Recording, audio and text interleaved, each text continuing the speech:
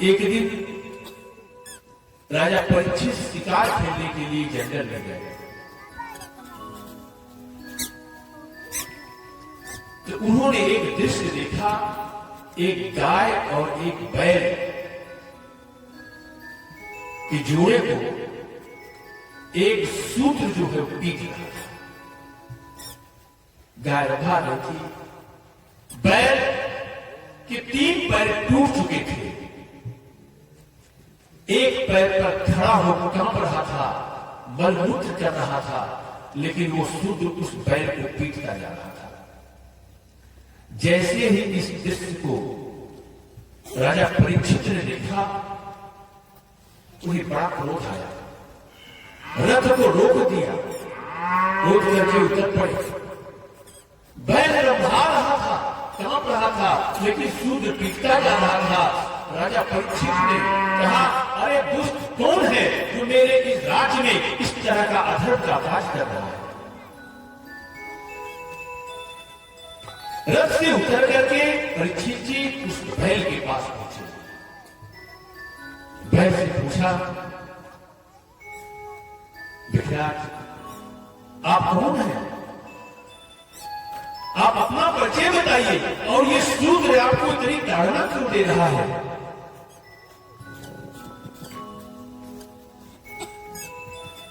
किस कर्मों का फल आप भोग रहे हैं? तब उस बैल ने कहा, राजन,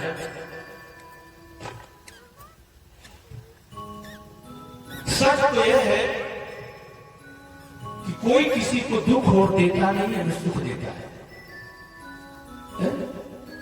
अरे काहो न को सुख, अरे दुख करना और निज कृत कर्म भोग सब श्री राम जय राम जय जय राम, श्री राम जय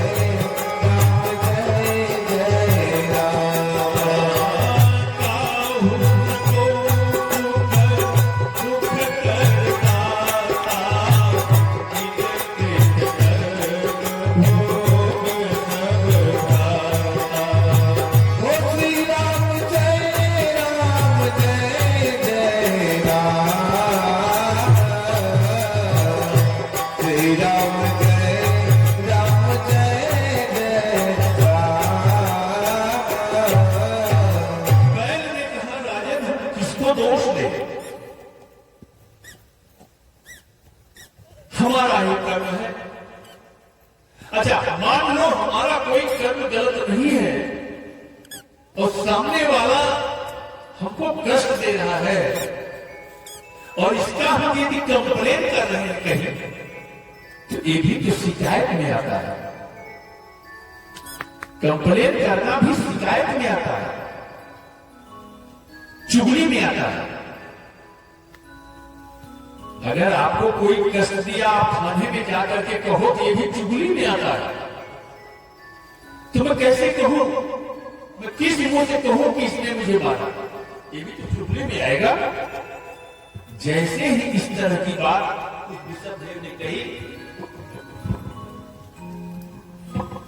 राजा परीक्षित ने कहा, इस तरह की धर्म की भाषा बोलने वाला तुम कोई साधारण नहीं हो, तुम साक्षात धर्म हो। इसीलिए बैल को धर्म का प्रतीक माना गया है कि अपने को कष्ट देने वाले को, कंप्लेन करने को भी तुम चुगली समझ रहे हो। इस तरह की धर्म की सार की बात को कहने वाले तुम साक्षात धर्म हो।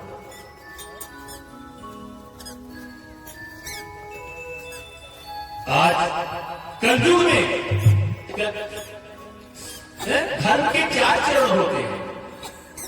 चरण माने पैर होता है, चरण माने पैर होता है।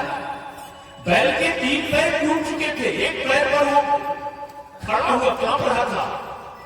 कलयुग में एक ही पैर होता है, सत्य, तप, दया और दान, ये चारों सतयुग में होते हैं। त्रेता में 3 होते हैं, और द्वापर में 2 होते हैं, और कलयुग में केवल एक रह जाता है, वो लड़ाई के चला रहा। कलयुग की ये हाल है। तब राजा परीक्षित ने उस शुद्ध की तरफ देखा और ज्ञान से तलवार निकाल करके जैसे ही मारने की मुद्दत हुए, वो कलयुग जो है वो शूद्र के रूप में वो कलयुग परीक्षित के चरणों में गिर पड़ा। उसने सोचा कि अब तो ये हमारा मर कर डालेंगे, चरणों में गिर गया और कहने लगा, राजन आप मेरा वध न करें, ये मेरा समय है, मैं अपने समय को हो रहा हूं, इसमें मेरा दोष नहीं है। अरे सचमुच क्या तो मैं नहीं था, त्रेता था तो मैं नहीं था, द्वापर था तो मैं नहीं था, द्वापर गया तो मेरा समय आया है, मेरा तो समय है, मैं तो रहूंगा। हाँ ठीक है, आप जैसा धर्मात्मा राजा के सामने मैं हाथ जोड़ करके निवेदन कर रहा हूं कि मुझे भी तो कोई स्थान दो जहां मैं रहूं। तो राजा परीक्षित ने कहा, ठीक है मैं तेरा वध नहीं करूंगा, लेकिन मैं तुझे स्थान बता रहा हूं महाभारत। कहां था? जहां मदिरापान होता हो, जहां जुआ होता हो, जहां बेस्याओं का वास होता हो।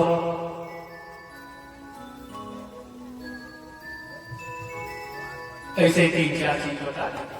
अब कल हाथ जोड़ा, कहा महाराज एक तो बढ़िया स्थान हमें दे देता, ये तो कोई खराब जगह है, हम तो इसमें रहेंगे, लेकिन कोई अच्छा स्थान दे दो। परीक्षित ने कहा, कौन सा स्थान चाहिए तुम्हें? मान लो उसने कहा, महाराज सोना जाएगा, सोने में भी निवास करेगा। राजा परीक्षित ने कहा, ठीक है ये होगा। अब सोने में भी उसका वास हो गया। राजा परीक्षित अभय दान देकर के बैल को घास बता करके धनराज को वहां से चल